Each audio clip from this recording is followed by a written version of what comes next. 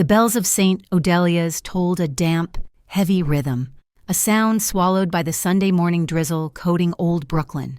The air inside the small church was thick with the scent of old incense, beeswax, and the lemon-scented floor polish Marina Lowell was currently abusing. She worked the heavy-duty mop over the flagstones with a weary rhythm, her breath fogging in the chill. This was not the career she'd envisioned. 6 months ago, she was Marina Lowell, RN, a damn good nurse. Now, she was just Marina, the woman who cleaned the church for $50 and whatever was left in the poor box, which was usually nothing. She was sweeping near the back pews, collecting the debris of the faithful discarded bulletins, a stray cough drop, a single glove when she saw him. He was an anomaly. St.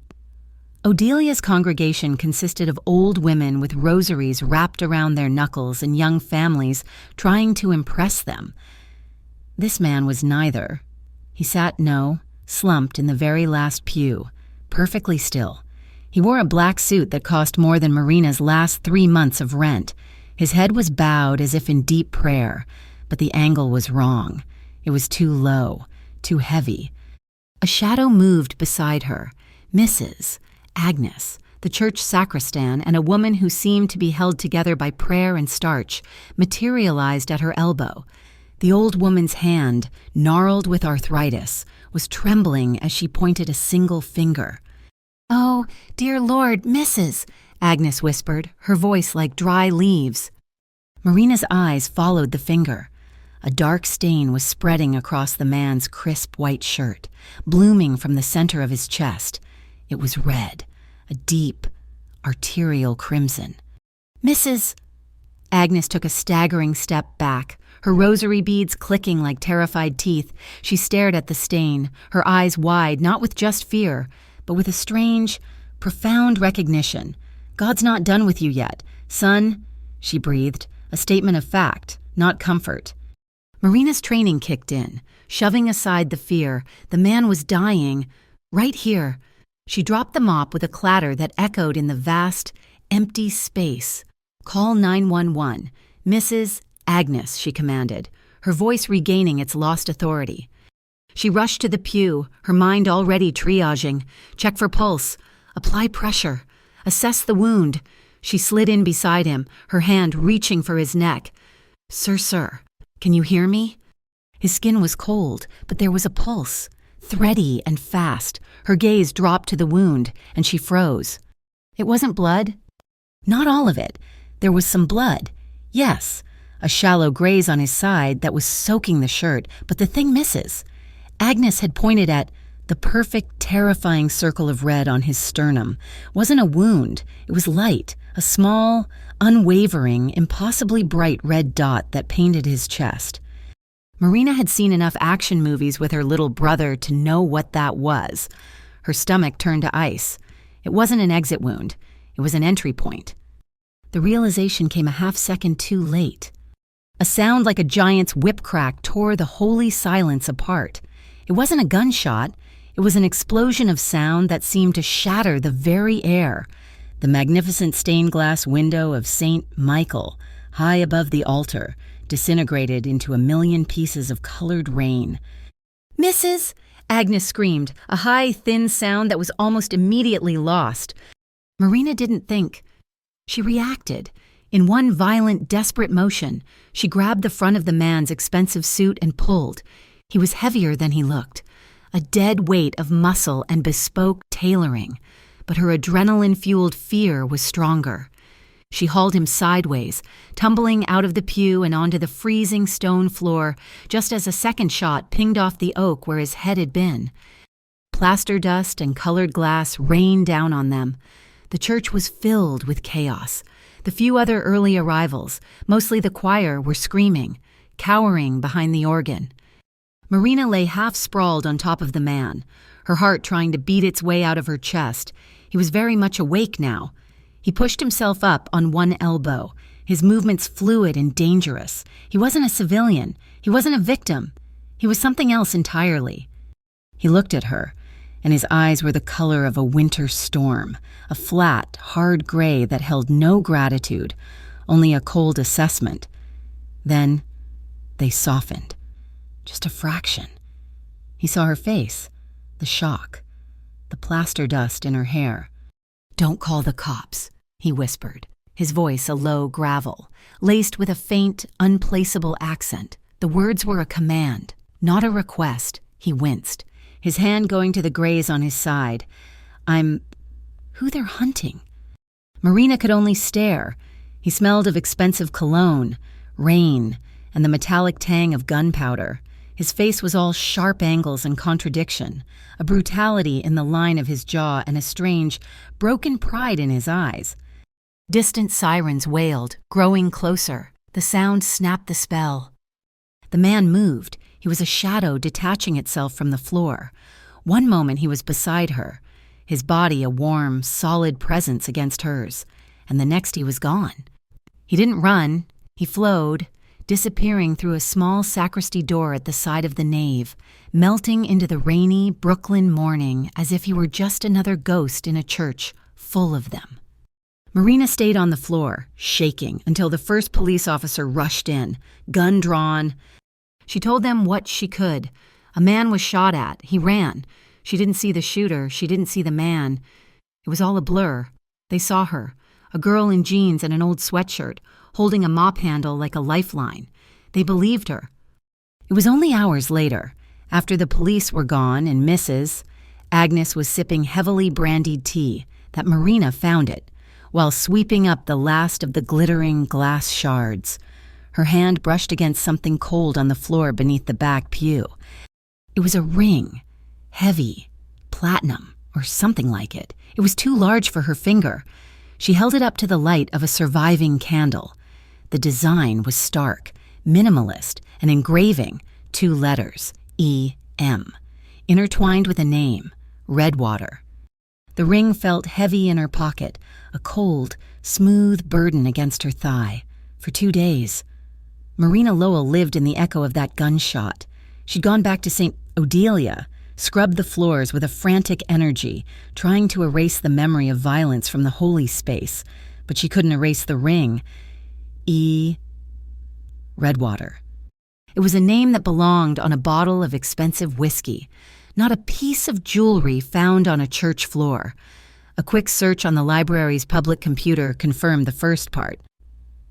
Redwater was a chain of sleek, impossibly expensive bars in Manhattan, the kind of places that had velvet ropes and guest lists. The owner, according to a fawning business article, was a recluse named Elias Moretti. There was one photo, a man in a dark suit at a charity gala, his face blurred by the camera's movement, but the caption was clear. He was a phantom of high society. This didn't sit right with Marina. The man in the pew hadn't felt like a nightclub owner. He had felt like a soldier or a ghost. Her nursing instincts, the part of her that analyzed and diagnosed, told her a piece was missing. She used a precious $20 to buy a prepaid data card and dug deeper, using her old knowledge of public record databases. And there, buried in an archived news report from 5 years ago, she found him. Special Agent Elias Moretti, FBI decorated, a specialist in deep cover infiltration of organized crime. He had been part of a major task force, and then, 5 years ago, he had simply vanished. The article hinted at a case gone wrong, an investigation that was quietly and quickly shuttered. He was presumed dead, or worse, turned. The man in the church was not a businessman. He was a dead man. And the dead man's world was now bleeding into hers. It started subtly, a persistent click on her landline, a sound she'd only ever heard in old movies. Then, a man reading the same newspaper at her bus stop 3 mornings in a row, never once turning the page. Yesterday, walking home from the grocery store, she had the distinct skin-crawling sensation of being followed. When she spun around, the street was empty, but the feeling remained, cold and sharp, like a sliver of glass under her skin. Her quiet, broke, and predictable life had been contaminated. She was boiling water for her 3rd cup of cheap tea that night, her small Brooklyn apartment feeling more like a cage than a sanctuary. When she heard it, A faint scraping sound, not at the door, but at the window, the fire escape. She froze, the kettle whistling like a scream. Before she could even grab a knife, a shadow detached itself from the window frame and solidified in her kitchen. It was him, Elias Moretti. He looked worse than he had in the church. The suit was gone, replaced by dark jeans and a worn leather jacket. There was a fresh, angry-looking stitched wound above his eyebrow, and his storm gray eyes were hollowed by exhaustion. He'd picked the cheap lock on her window guard as if it were a polite suggestion. "You're a hard woman to find off-grid," he said. His voice was the same low gravel, filling the tiny kitchen, making it feel even smaller. Marina's heart hammered against her ribs, but her fear was quickly being burned away by a cold, sharp rage. "Get out of my apartment!" He ignored her, his eyes scanning the room, cataloging her life in seconds, the stack of overdue bills on the counter, the single-serving box of pasta, the framed photo of her and her younger brother. His gaze lingered on that, then snapped back to her. "You saved my life," he stated, as if it were an inconvenient fact. "Now you're in this game with me." "The hell I am," Marina shot back, gripping the hot kettle. She was shaking, but she wouldn't let him see it. "I'm not in any game. I'm a nurse. Or I was. Now I'm just the woman who's being followed by strange men because you decided to get shot in her church." "They're following you because they know you saw it, Malin," he said, taking a step closer. She didn't back down. "I saw you." "You saw the dot," he corrected, his voice dropping. "You're the only person who saw that sniper's laser and lived to talk about it. You're a witness." A bitter laugh escaped her. "A witness to what you ran. I lied to the cops. We're done." "We're not." He was close now. She could smell the rain on his jacket and the faint metallic scent of his blood. A strange, terrifying magnetism crackled between them. It wasn't attraction, not in the normal sense. It was the pull of two opposing forces suddenly locked in the same orbit. Fear and fascination. "The people hunting me," he said, his voice quiet, intense, "are called the Ashen Circle. They're not just gangsters. Marina, they're a corporation. They hide behind a humanitarian fund. They donate to hospitals. They build orphanages. And under all of it, they are the most ruthless organization you've ever imagined." He paused, and the next words sounded like they were torn from him. "I was an agent. I was inside for 5 years. I was closer than anyone had ever been. And then I was betrayed by the one person I trusted. He needed her. That's what this was. He was a ghost, and he needed a tether to the living world. Why me? What do you want from me?" "The dot," he repeated. "It proves the assassination was professional, not some random street violence. It's the key to linking the hit back to the circle. You're the only one who can place that sniper." Marina's mind reeled. This was insane. This was a man who belonged in the dark alleys of the world, and he was trying to drag her in with him. Her nurse's oath, her entire moral compass, screamed at her to call the police, to tell them everything. "I'll go to the FBI. I'll tell them what I saw." A harsh, mirthless sound that might have been a laugh escaped him. "The FBI, who do you think I was betrayed by?" That hit her like a physical blow. There was no one to trust, only this man, this dangerous, broken man who had brought a war to a holy place. "No," she said, shaking her head. "I can't. I won't. I hate guns. I hate this. I just want my life back." He studied her for a long, heavy moment. The hard lines of his face seemed to deepen, the exhaustion giving way to a raw, desperate resolve. When he spoke again, his voice was stripped of all its coldness, leaving only a terrible weight. "If I die," he said softly, "if they find me and finish the job, the Ashen Circle wins, the betrayal stands, and all the information I gathered, all the lives I lost. It's for nothing. But it's not just me." He looked past her, toward the small cross she kept on the wall. "That church. They want it. It's on a key piece of property. If I die, that building will be the grave for hundreds of innocent people. They're planning something, Marina. Something bigger than me, and you and I are the only ones who can stop it." He was offering her a choice that was no choice at all. Her quiet life was already gone. She could either run and let the shadows win, or she could step into the dark with this man and fight. Marina looked at his storm-gray eyes. Seeing the desperation and the pride she remembered from the pew, she put the kettle down, her hand steady now. "Where do we go?" she asked. He didn't give her time to pack. He just grabbed her coat, shoved her wallet into its pocket, and pulled her toward the fire escape he'd come in through. "Move, now." They descended into the guts of Brooklyn, a world Marina never knew existed. Elias pried open a storm drain grate with a small steel crowbar from his jacket, revealing a rusted ladder that dropped into blackness. The smell of damp earth and decay wafted up. "Where are we going?" she whispered, her voice trembling. "Where they can't follow," he said, and went down first. She followed him into a labyrinth. They moved through forgotten subway tunnels, the tracks long since dead. The only light came from the weak beam of Elias's penlight, dancing over graffiti-covered walls and the skeletal remains of old-world construction. The air was cold and wet, and the silence was absolute, broken only by the drip of water and the scuff of their shoes on the gravel. After what felt like hours, he stopped, pushing open a corroded metal door into a small, windowless chamber, a disused maintenance bunker. It was musty and smelled of oil and rust, but it was dry. He dropped his heavy duffel bag to the floor and finally, for the first time, let his posture slump. He leaned against the concrete wall, his face pale in the penlight's glare, and his hand was pressed tight against his side. The graze from the church, the one she'd barely registered, had opened up. His shirt was dark with it. "You're bleeding," she said, her nurse's voice returning. "It's fine." "No, it's not. Sit down."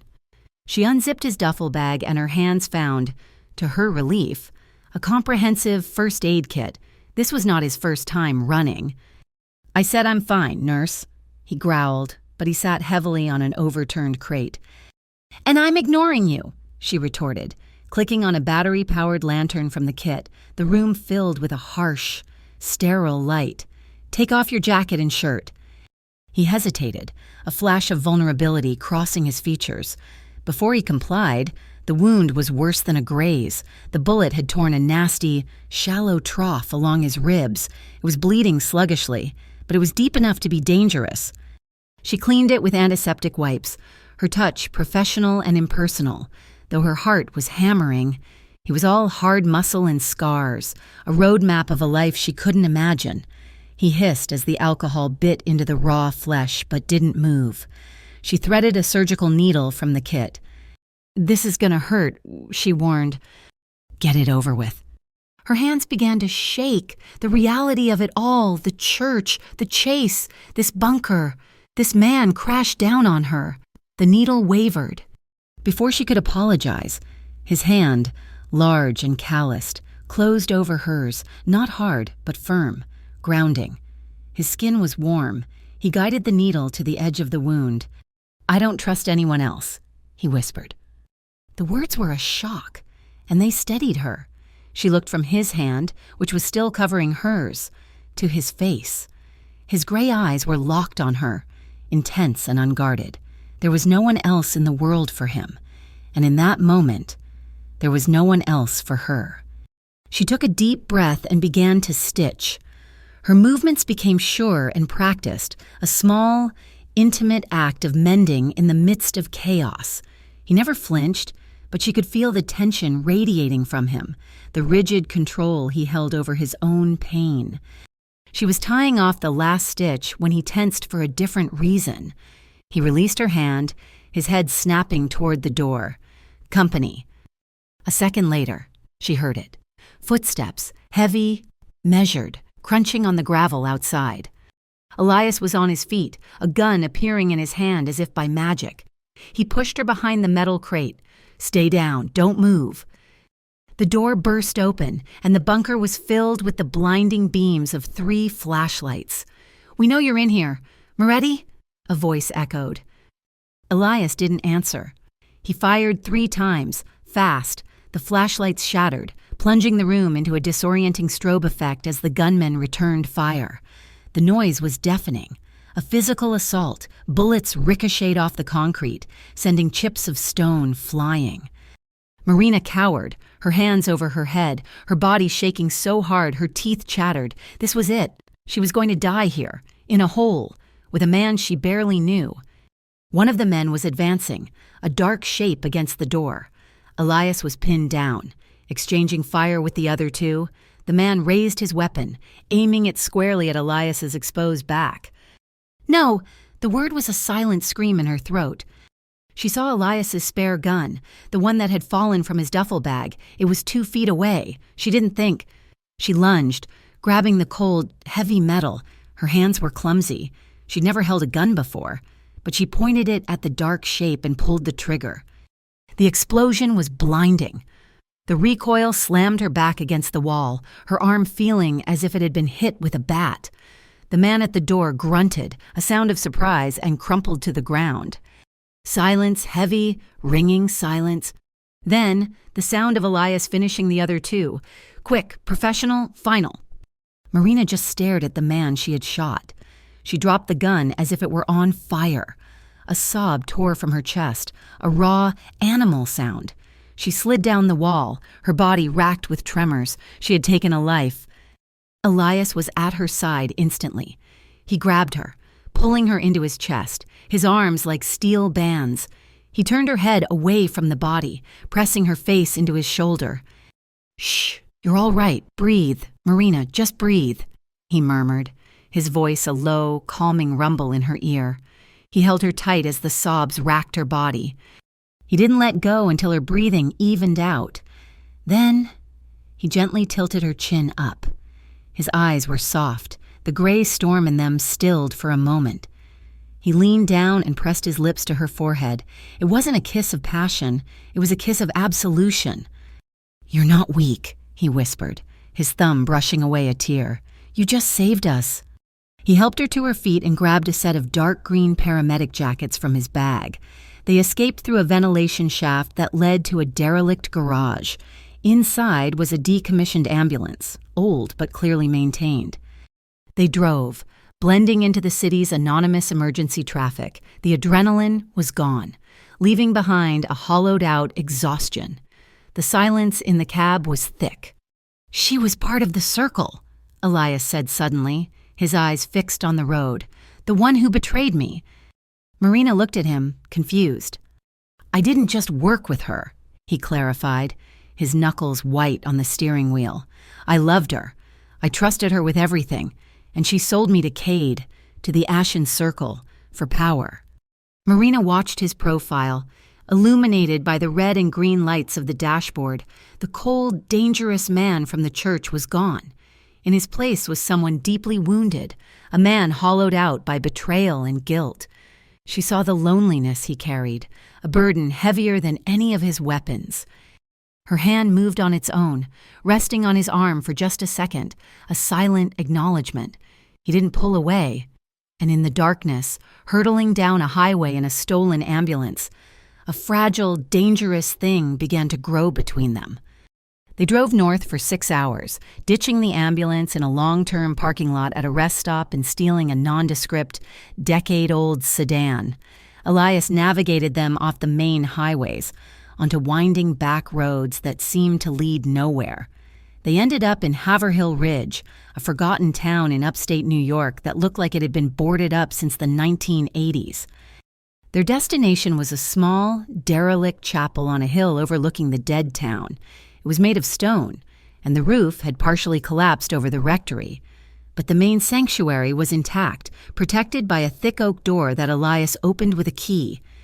"Another safe house?" Marina asked. Stepping inside, the air was cold and smelled of stone dust and dry leaves. "A place of last resort," he said, his voice echoing in the empty nave.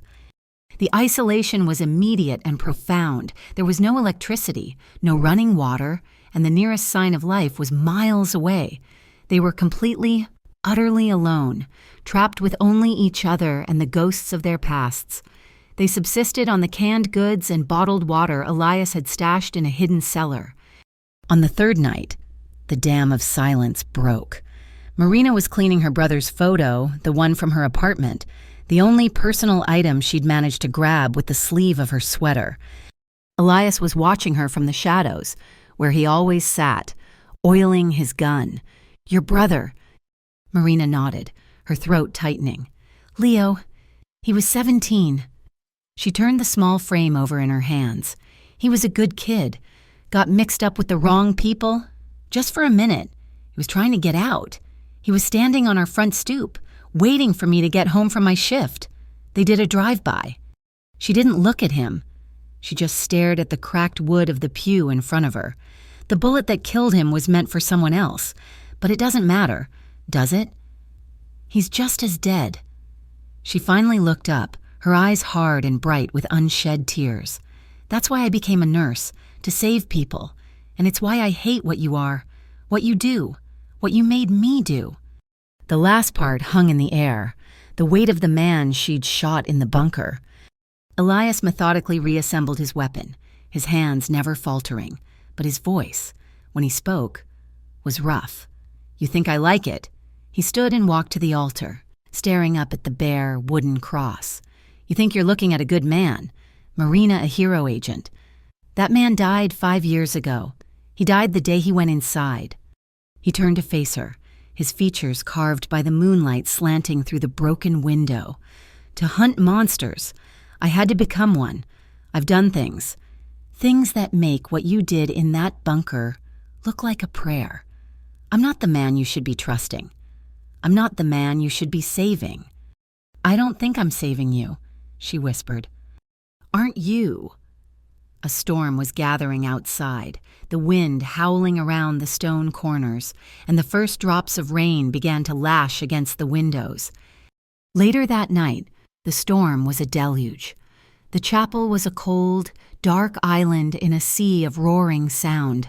Marina was shivering, wrapped in a thin blanket. Elias lit a row of old votive candles on the altar, and the small, flickering lights gave the space a hollow, holy glow. He handed her a tin mug of water, their fingers brushed. The contact was electric, a jolt of warmth in the suffocating cold. She didn't pull away.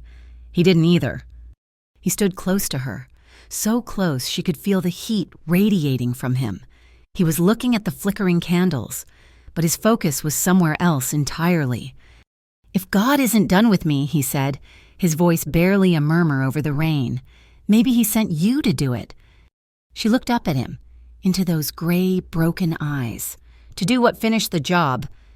"No," he said, and his hand came up, his fingers gently tracing the line of her jaw. His touch was rough, calloused, but incredibly tender. "To give me absolution." He was asking for something she didn't know how to give, but her body knew. Her soul, as bruised as his, recognized its counterpart. When he leaned in, she met him halfway. It was not a gentle kiss. It was a collision. It was desperate and raw, a kiss of shared trauma and suffocating fear. His other hand fisted in her hair, not to be rough, but to hold on, to anchor himself. Her hands came up to grip his jacket, her knuckles white. It was a kiss that tasted of rain and rust and the metallic tang of his blood. He kissed her like he was trying to breathe her in, to steal the light and goodness she still had, and she kissed him back with the same ferocity, as if she could pour her own broken faith into him, stitch him back together just as she had stitched his side. It was a kiss of redemption and sin, a prayer and a curse, all tangled together in the candle-lit dark. When he finally pulled back, they were both breathing hard, their foreheads resting against each other. Neither of them said a word. There was nothing left to say. The headlights cut through the rain. Elias was the first to see it, a sweep of bright light, cutting through the chapel's gloom for just a second. He was across the room before Marina even registered it, blowing out the candles, plunging them back into darkness. "What?" she whispered, her heart seizing. "Get in the cellar, now." "Elias, go." He shoved his gun into her hand, the one she had used before. "Don't come out, no matter what you hear." But she didn't go. She stood, frozen, As the black SUV rolled to a stop at the edge of the chapel's graveyard, its high beams cutting white lines through the storm, she must have blacked out from fear. The next thing she knew, she was waking up. She was on the cold floor, behind a pew, the gun still clutched in her hand. The chapel was silent. Save for the rain, the SUV was gone. She scrambled to her feet. "Elias!" The chapel was empty. His duffel bag was gone. His weapons were gone. A small electronic device on the window ledge was blinking a faint red, a silent alarm he must have set. She ran to the door and pushed it open. The storm had lessened to a drizzle. And she saw it. A single, dark drop on the stone step, and another, a small, dark trail of blood leading away from the chapel and into the field of leaning, ancient headstones in the graveyard. He hadn't run. He had gone out to meet them. Marina stared into the darkness, the cold rain on her face. The war hadn't come to them. He had taken it to the enemy. The real fight had just begun. She followed the blood trail, the gun heavy and cold in her hand. The rain had turned the graveyard mud into a slick, greedy soup that pulled at her boots. She found the first body half hidden behind a large, granite angel, a man in dark tactical gear, Elias's work. She found the second near the remains of the SUV, which had crashed into the stone retaining wall. The blood trail she was following, Elias's blood, continued past the wreck, toward the road. He was hurt, and he was outnumbered. "Looking for your shepherd, little lamb." The voice was smooth, cultured, and came from directly behind her. Marina spun, raising the gun with a trembling hand. A man stood there, flanked by two others. They were all wearing the long, dark robes of monks or priests, the hoods casting their faces in deep, religious shadow. The man in the center, the one who had spoken, was older. He had a kind face, silver hair, and the piercing, clear eyes of a true believer. He looked at the gun in her hand with something like pity, not fear. "That is not your weapon, child," he said gently. He stepped forward, and his two robed companions fanned out, their movements silent and practiced. They were not priests. She was surrounded. She had nowhere to run. She held the gun, but she couldn't pull the trigger, not on a man who looked like a bishop. "We are not here to harm you," the man said, his voice a soothing balm. "We are here to save you. You have fallen into the company of a very lost soul." He held out a hand. "Come with us. Come back to the light. My name is Cade."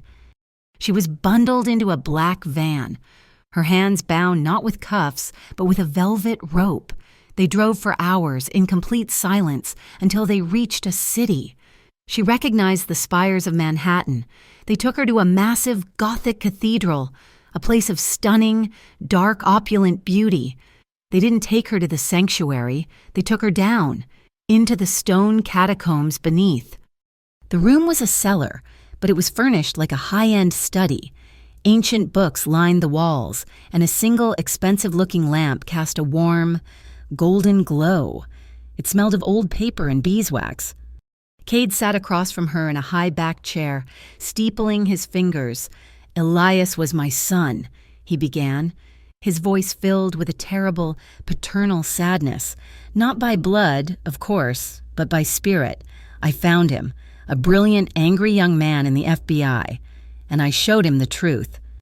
"The Ashen Circle," Marina said, her voice dry. "We are a humanitarian fund, my dear," Cade corrected gently.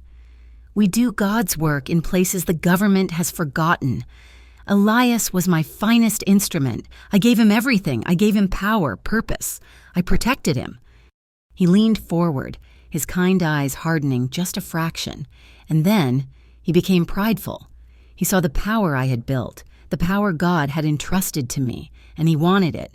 He tried to dismantle my life's work from the inside. He betrayed me. "He said you betrayed him," Marina spat, finding her anger. Cade smiled, a thin, sad expression. The lies of a fallen angel are always the most convincing. He was compromised. "My dear, by a woman, of course. Always a woman." He sighed, as if truly burdened. "And now he has compromised you. Tell me where he is. Tell me what he has planned. Confess, child, and I will absolve you. I will let you go." "I don't know," she whispered. "That is a lie," Cade said. The kindness was gone, replaced by a cold, sharp authority. "And we do not suffer liars in the house of God." The interrogation was not physical. It was worse. He used his words like scalpels, dissecting her faith, her fears, her memory of her brother. He spoke of her as a lost, sinful creature, clinging to a demon for salvation. He was cruel, relentless, and all in the name of God. He was about to ask another question when the ancient stone floor above them exploded, not with a bang, but a concussive, deafening boom that shook dust from the ceiling. A second explosion followed, and the sound of gunfire, heavy and automatic, echoed from the sanctuary. Cade's 2 robed guards rushed to the door, drawing weapons from beneath their vestments. Elias was already there. He came through the door like a wraith, a black-clad force of pure, focused violence. He was not the wounded man from the chapel. He was the monster he had warned her about. He dispatched the 2 guards with a brutal, terrifying efficiency. Cade, for the first time, looked truly afraid. He grabbed Marina, pulling her up and pressing a small, sharp knife to her throat. "Stop, Elias, or she joins you in hell." Elias froze, his gun leveled at his former mentor. His face was a mask of cold fury, his gray eyes burning. "Let her go, Cade." "She's the only reason you are still breathing," Cade hissed. And Marina saw it. Elias's eyes flicked from Cade to her. He was calculating. He was not here to negotiate. He was here to end it. She saw the man he had become, the killer. But when his eyes met hers, she saw something else, too. He was not killing Cade. He was not killing for revenge. He was here for her. He fired. The shot was so fast, so precise. She didn't even see him move. It didn't hit Cade. It hit the large, ancient cross hanging on the wall behind him. The heavy iron cross, dislodged, swung down like a pendulum and slammed into Cade's side, sending him and Marina sprawling. Elias was on him in a second, but a deep, resonant bong echoed through the church bells. They were ringing, wildly, chaotically, a frantic alarm. "We have to go now," Elias yelled, pulling Marina to her feet. He didn't spare Cade a second glance.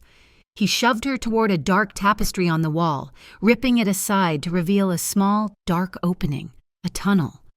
"What about him?" she yelled.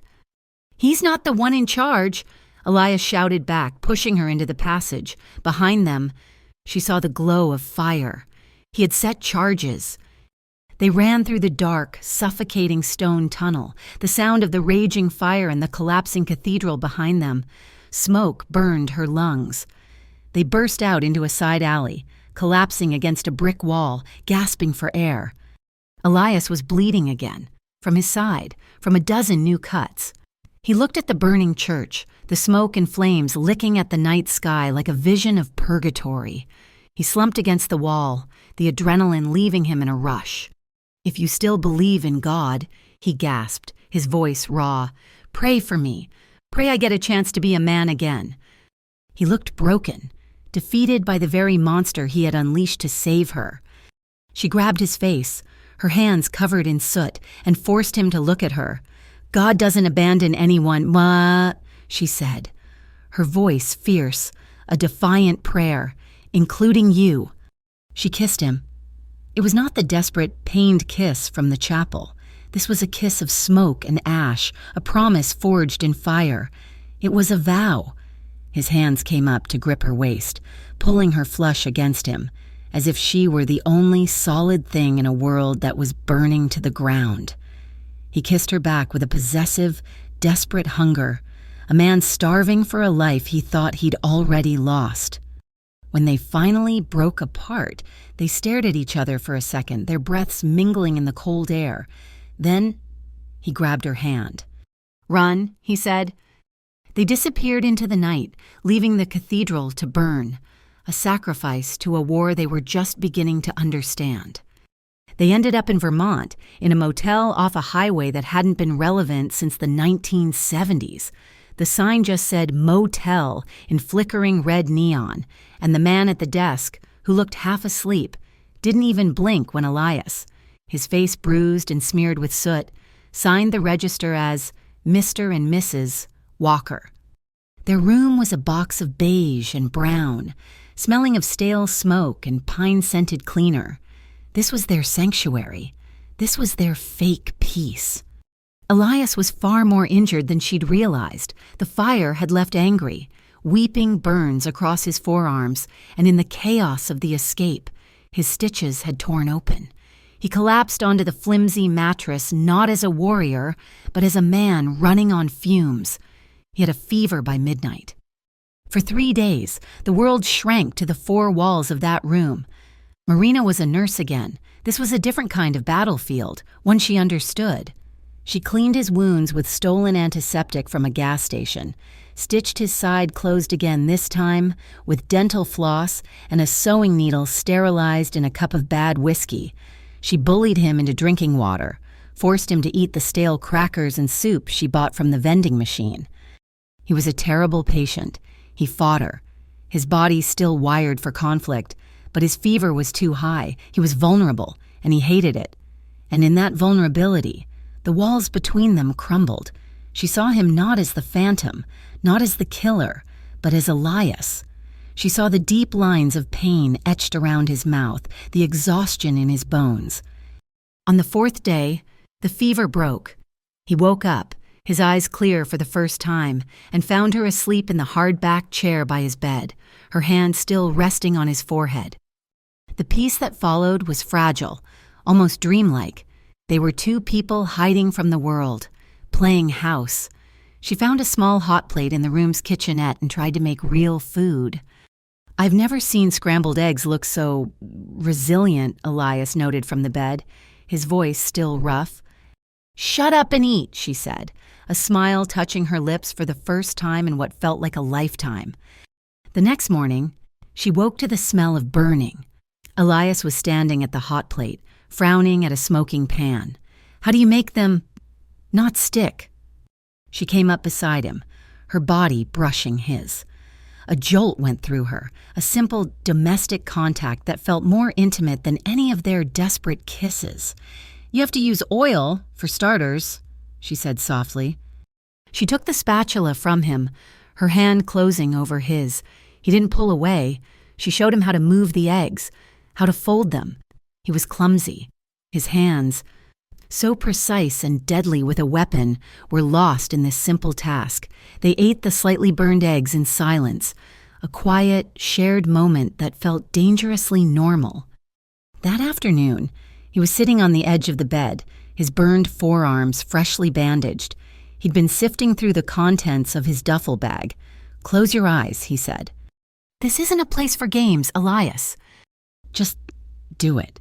She closed her eyes. She heard him move, and then felt the cold, delicate weight of a chain against her neck.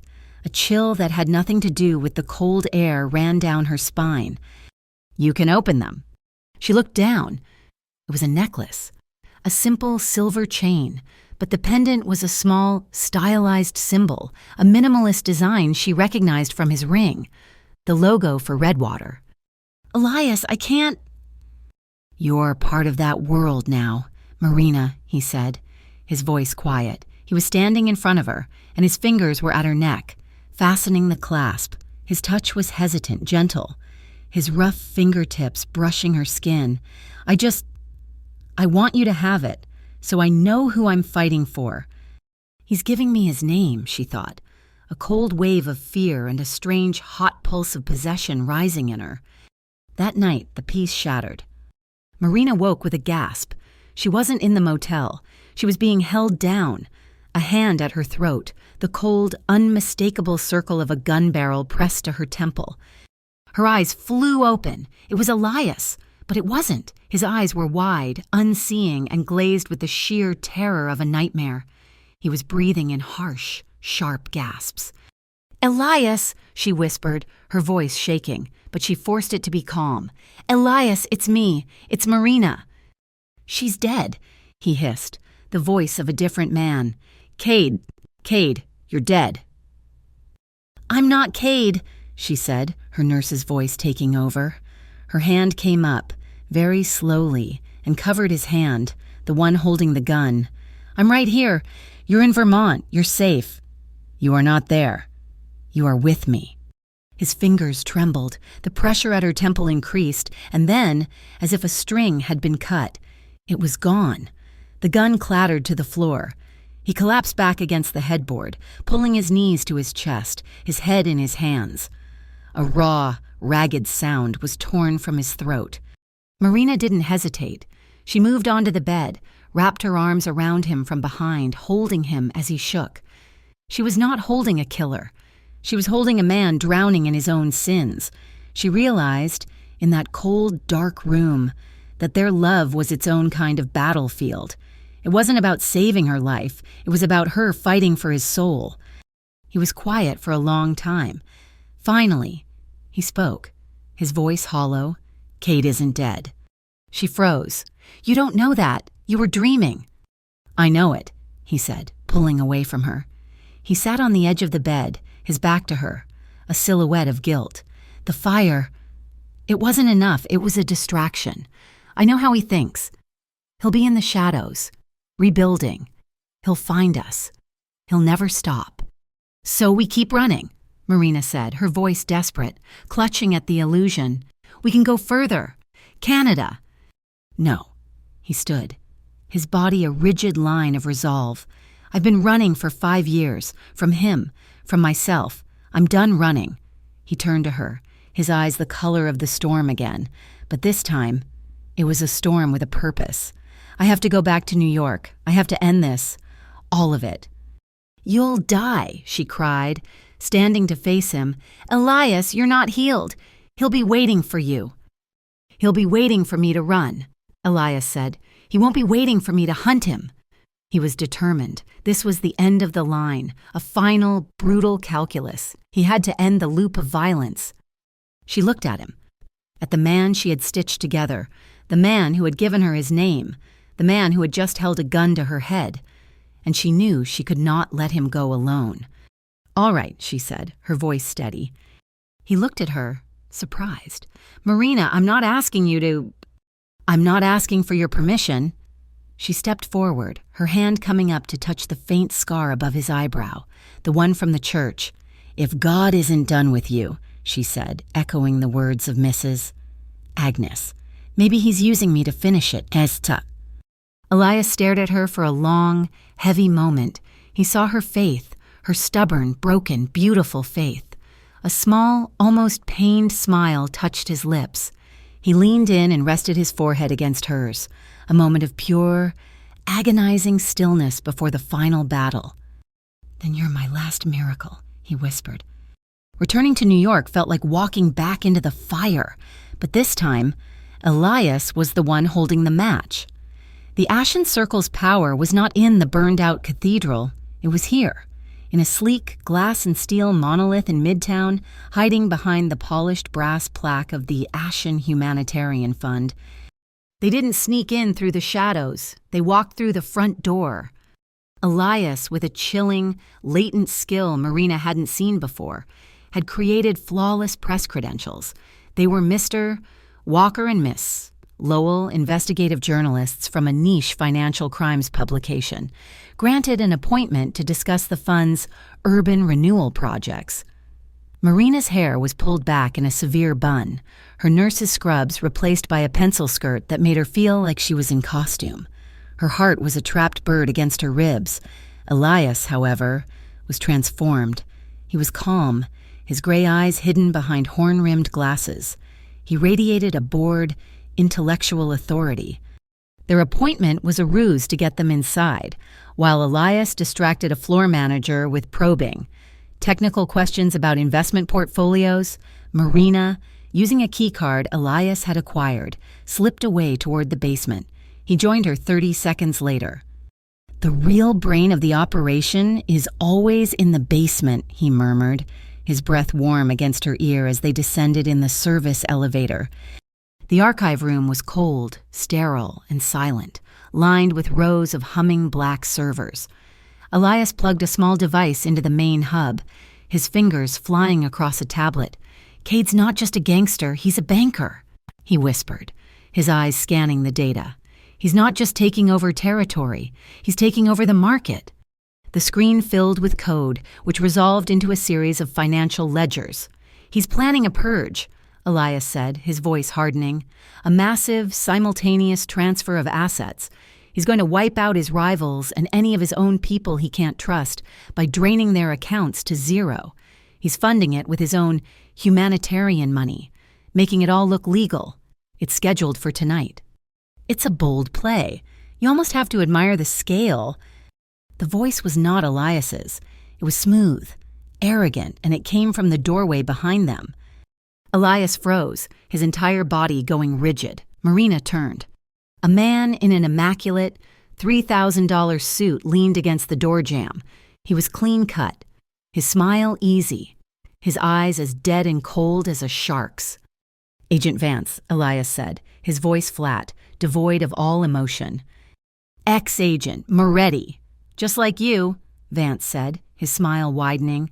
He was the man Elias had mentioned, his former partner, the one who had set the original betrayal in motion. "Though, I seem to have landed on my feet, and you, well, you just keep falling, don't you?" Vance's cold eyes slid to Marina, dismissing her, assessing her, and insulting her all in one glance. "This is what you're reduced to. After everything, after her. You find a new conscience, you fell for a nurse." He chuckled, a dry, humorless sound. "You always were a sucker for a lost cause. Elias, Cade's going to be so disappointed you still haven't recovered." "Ooh, get out of the way, Vance," Elias said. He didn't turn around, his focus still on the downloading data. "I can't do that. Cade wants to see you. He's not picky about the condition. And he definitely wants the girl. She's the only one who saw the dot, after all." The data bar on Elias's tablet flashed green. Complete.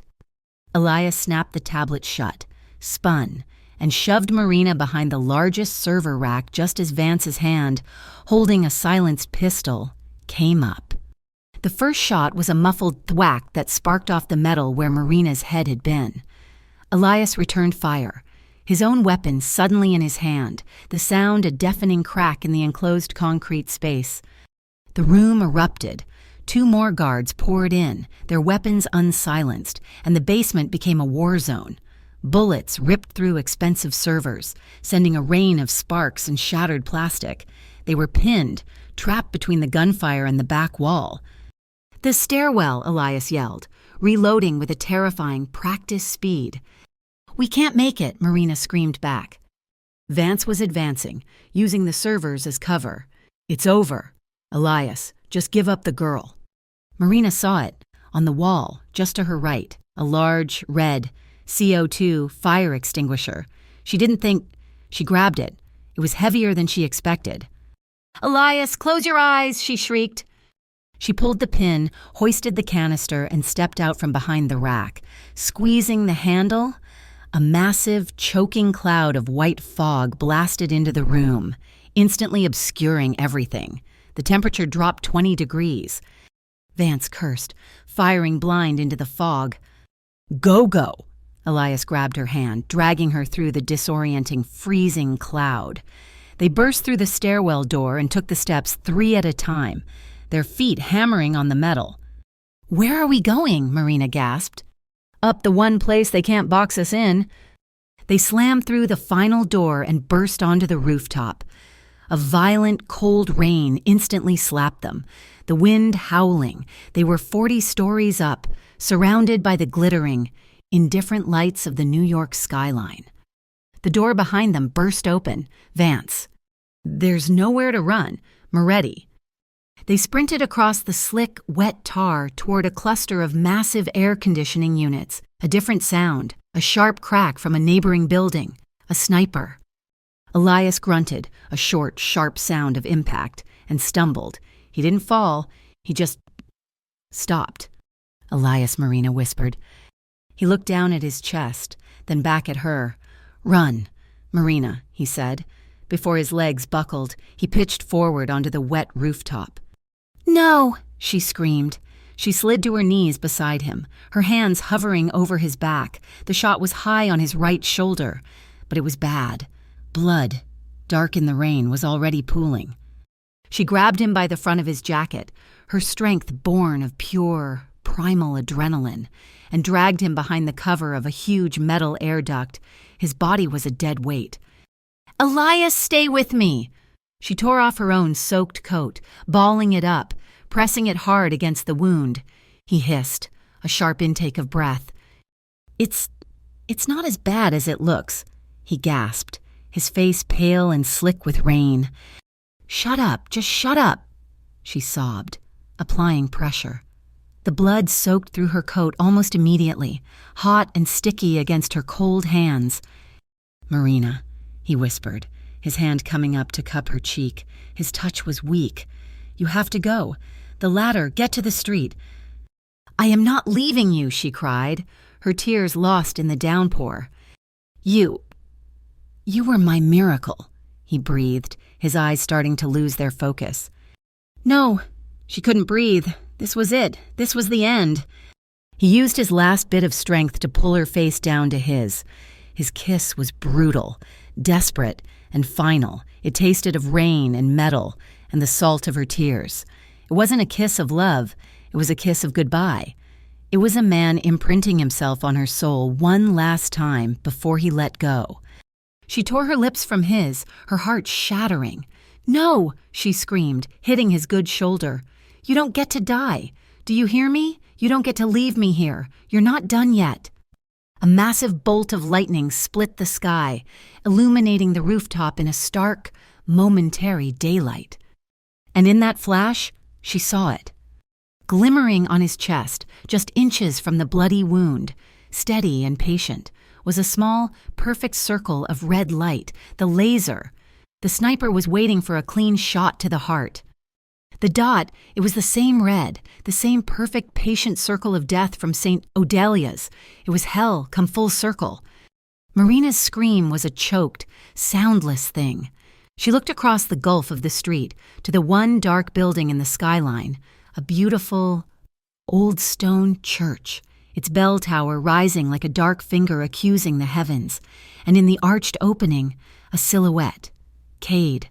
He had survived the fire, just as Elias had known. He was here, finishing the job, using a holy place to commit a murder. Elias was fading. His eyes were half closed, his breathing a shallow rattle. He was dying.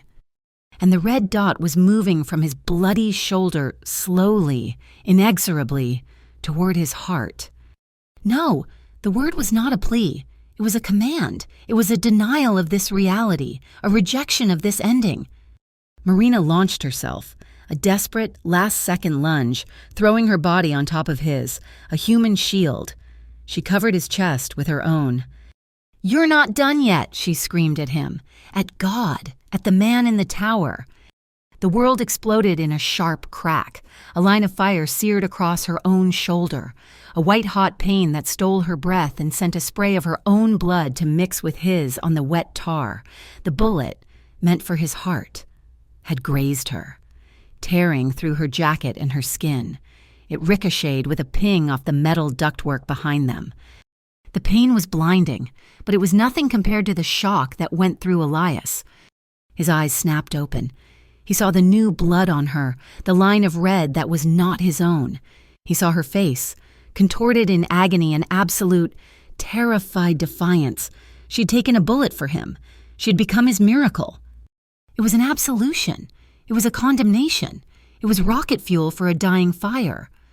A guttural roar tore from his chest. It was not the sound of a man. It was the sound of a monster, of a protector. He shoved her off him, rolling her behind the cover of the ductwork. "Stay down," he commanded, his voice a broken snarl. He rose to one knee. He was a dead man, but the dead were rising. He could feel the blood pumping out of his own wound, a heavy, wet warmth. He had one, maybe 2 seconds, before the sniper readjusted and fired again.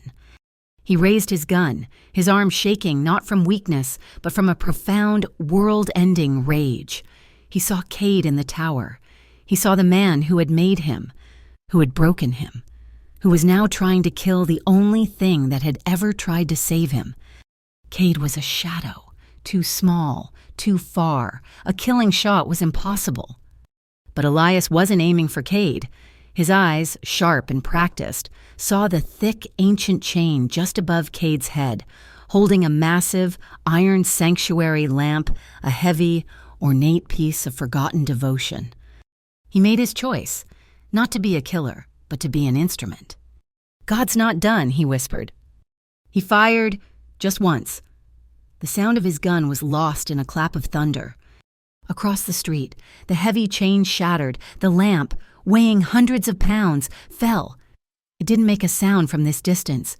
It just dropped. And the silhouette in the bell tower was gone. Elias's gun clattered to the rooftop. His strength, his rage, his very life left him all at once.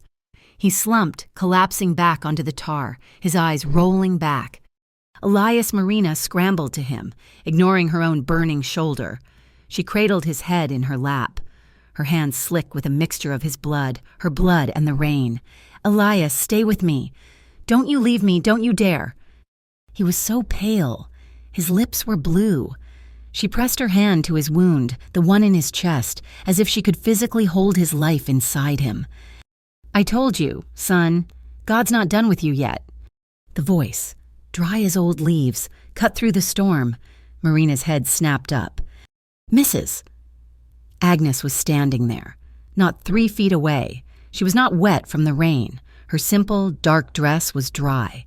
Her gnarled hands were clasped in front of her, her old, clear eyes looking down at Elias with that same profound, strange pity from the church. "He's dying," Marina sobbed, her faith shattering.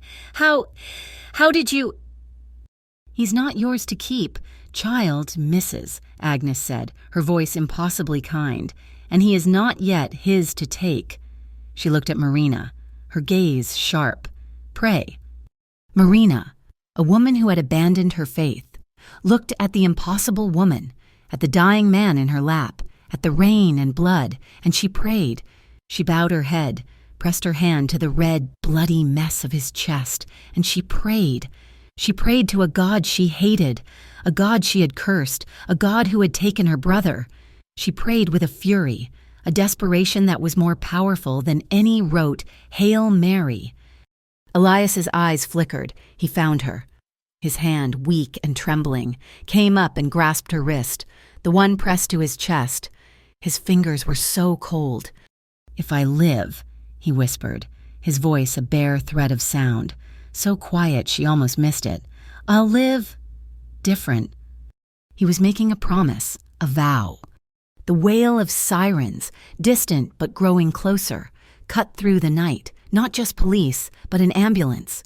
The red and white lights flashed in the street below, a pulsating, real-world miracle. "They're coming!" Marina wept, a wild, sharp relief stabbing through her. "Mrs." Agnes watched the flashing lights. She looked back at Elias, at Marina holding him. A small, almost imperceptible smile touched her lips. "Sometimes," she whispered to the wind, "salvation comes in the form of a lost soul." When Marina looked up again, she was gone. The rooftop was empty, save for her and Elias. Down below, the ambulance doors opened, the light spilling onto the wet pavement. In the alley, half hidden by a dumpster, a small, black-beaded rosary lay coiled in the gutter, the rain washing the blood from the silver cross. 6 months. The world can end and be reborn in 6 months. The autumn air was crisp, carrying the scent of city pretzels and exhaust. But here, in this newly dedicated courtyard in Brooklyn, it mostly smelled like fresh paint and new soil. Elias Moretti stood at a podium, though he looked profoundly uncomfortable there.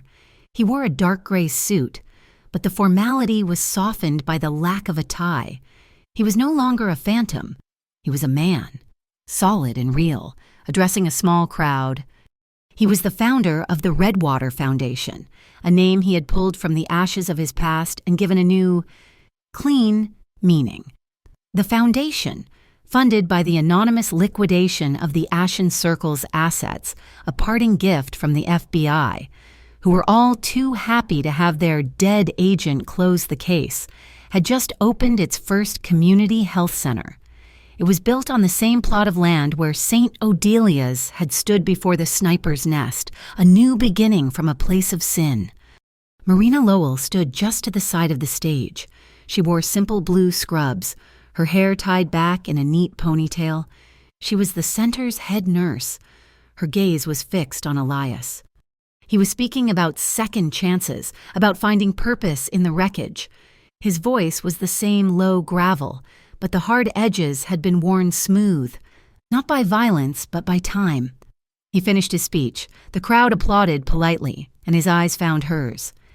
A silent, instantaneous communication passed between them, a language they had learned in tunnels and on rooftops. His gaze held the memory of that night, of the rain, the blood, and the feeling of life slipping away. Her gaze answered, "We're still here." Later, as the sun set, they were alone in the small, modern chapel built into the back of the center. It was nothing like the grand, dark cathedrals of their past. It was simple, made of light wood and clear glass, designed to let the city light in. It was a place for survivors. They stood in the aisle, the room lit only by a row of votive candles they had just lit. He'd been rubbing his chest through his shirt, a habit he couldn't break. "Is it bothering you?" she asked softly, her hand coming up to rest over his. "Always," he admitted. He unbuttoned the first two buttons of his shirt, pulling the collar aside. The scar was still vivid, a puckered, angry red mark over his heart, a permanent testament to the dot. "It reminds me that life can begin from death." Marina's fingers traced the edge of the scar, her touch feather light, a nurse's touch, a lover's touch. "And love," she whispered, her eyes meeting his, "can grow from blood and fear." He needed no other invitation. His hand came up to cup her jaw, his thumb brushing her cheekbone. The motion was slow, deliberate, filled with a reverence that had been absent in their desperate, frantic kisses. This was not a taking. It was a question. She leaned into his touch, her eyes closing, her answer clear. He kissed her. It was not the kiss of a dying man saying goodbye, nor the fire and ash promise of survival. This was the kiss of a man who had chosen to live. It was warm and solid and deeply, profoundly gentle. Her lips parted for him, a soft sigh of acceptance. His other arm wrapped around her waist, pulling her close, not with a desperate grip, but with a sure, steady possession. He was no longer a ghost. He was home. And she, in turn, was not his savior. She was his partner. The kiss was a quiet vow, a seal on their new life, a blessing they gave themselves under the watch of 100 tiny flames. When they parted, they just held each other, their breathing in sync, their foreheads resting together. And then, the sound, a clear, single bell, the new chapel bell ringing for the evening service. It was the same note, the same rhythm as the one that had tolled on that first, damp Sunday morning. A shuffling sound from the pews made them turn. Mrs. Agnes sat in the back row, a small, dark shape in the candlelight. She was smiling, a genuine, warm expression that crinkled her entire face. She looked at them, at the scar, at their joined hands, and she slowly, reverently, made the sign of the cross. "Now," she said, her voice clear and satisfied in the small space, "God is done." Elias smiled, a slow, real smile that reached his eyes, a sight that still made Marina's heart ache. He kept his arm around Marina's waist, turning her to face the altar, to face their future. His gray eyes, no longer stormy, but clear and deep, found hers.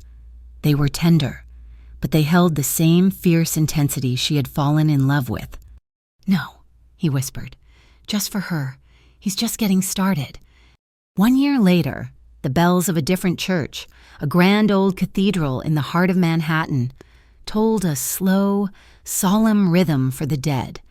It was a city-wide memorial service for the victims of the Ashen Circle, a public reckoning with the shadows that had been allowed to fester for so long. The fund was a dissolved entity. Its leadership, those who had survived Cade's fall and Elias's data dump, were serving life sentences. Elias and Marina sat not in the back, not in the shadows, but in the second row. They were not hiding. They were bearing witness. Elias wore a simple black suit, his posture relaxed, his hands resting in his lap, not near a weapon. Marina was beside him, her hand resting lightly on his arm. The scar on her own shoulder, a thin white line, was a secret she kept under her blouse, a matching mark to the one on his chest. They listened to the names being read, to the speeches from politicians who had, a year ago, been taking the Circle's money. They listened to the prayers for the lost, for the families, for the city. When it was over, they filed out with the other mourners, stepping from the incense-laden darkness of the cathedral into the blinding, brilliant afternoon sun. The light was almost a physical force, a shock after the dim, somber service. They paused on the top step, a silent, shared habit, their eyes scanning the crowd, a vestige of a life that was no longer theirs but had left its mark. The street was full of news vans, of families crying, of people just getting on with their day. It was in that moment, as Elias turned his head to look at her, that it happened. A flash, a small, perfect circle of piercing red light, landing directly on his chest, right over the scar, right over his heart. Elias didn't flinch. He didn't even tense. He just stopped. His eyes widened. Not in fear, but in a strange, profound recognition. Marina's breath caught in her throat. Her hand, which had been on his arm, flew to her mouth, her heart stopping, the entire world narrowing to that single, terrifying dot. The past, the rooftops, the rain, the blood, it all came crashing back in a single, cold second. But the shot never came. Elias looked down at his chest. Then he looked up. He wasn't looking for a sniper's nest. He was looking at the source. High above them, the massive, ornate rose window of the cathedral was catching the afternoon sun. A single pane of deep, ruby-red glass depicting the Sacred Heart was gathering the light and focusing it, like a celestial lens, onto the man standing on the steps below. It was not a warning. It was a benediction. A sound bubbled up in Marina's chest, a sound that had been absent for so much of her life with him. It was a laugh. It was a genuine, startled, joyful laugh of pure, unadulterated relief.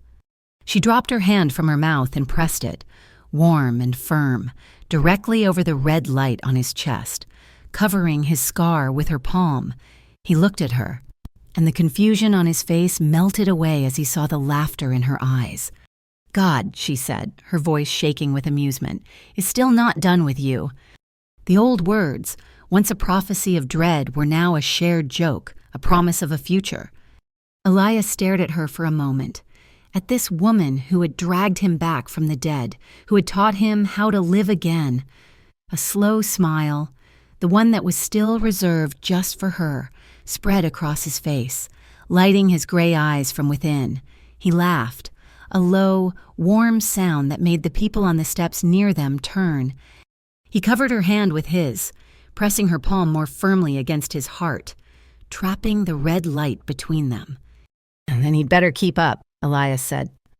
He kept her hand in his, lacing his fingers through hers, and together, they turned away from the church, away from the shadows, and walked down the steps, into the blinding, ordinary, beautiful sunlight. As they disappeared into the New York crowd, the light of the sun continued to stream through that one pane of ruby glass, painting the cathedral's stone floor a brilliant, holy red. A soft, clear recording of Ave Maria could be heard from the closing doors of the church, a thread of sound that wove itself into the fabric of the city. Between sin and forgiveness, between darkness and faith, love remained the one miracle that even God dared not prevent. Thank you so much for listening to this story. We would love to know where you are listening from, so please comment below and share your thoughts with us. If you enjoyed this, please subscribe to our channel, Mafia Boss Story, and give this video a like. You can also show extra support by hitting the hype button so this story can be heard by even more people.